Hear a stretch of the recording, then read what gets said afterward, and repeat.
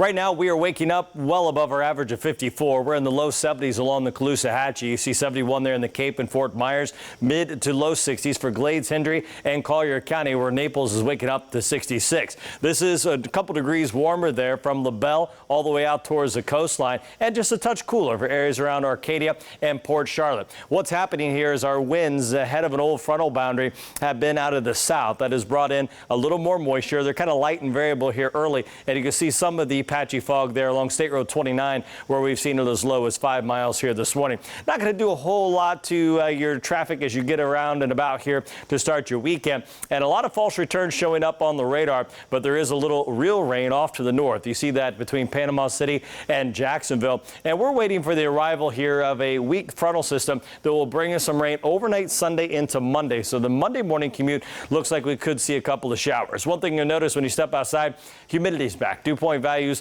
in the low to mid 60s. Remember a weekend ago, we saw them down in the low 30s. So quite the contrast here. And as we look at the wind forecast, we're looking at a light wind that's going to be out of the southwest eventually later on this afternoon. 81 degrees, cloudy skies throughout the day. It will be a little on the gloomy side, if you will, but that reading of 81 well above our average of 75. You can see the record on this day, 86, going back to 1954.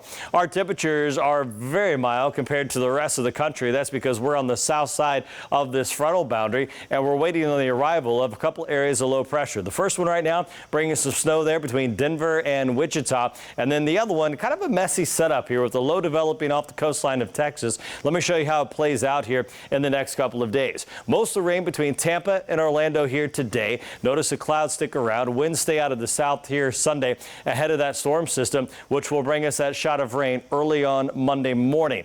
Once that line pushes through, we're going to warm back up as we wait for the next cold front later on in the week. As far as our temperatures, we'll be up around 80 today. To start your day tomorrow, warm temperatures in the mid to upper 60s, and then we'll get close to the 80-degree mark as we wait for that rain on Monday morning. So the upper level pattern shows a little dip of the jet stream bringing the first frontal system through. Then we warm up. We talked about that here for Wednesday and Thursday. Then we get some cooler air that's going to arrive Thursday into Friday.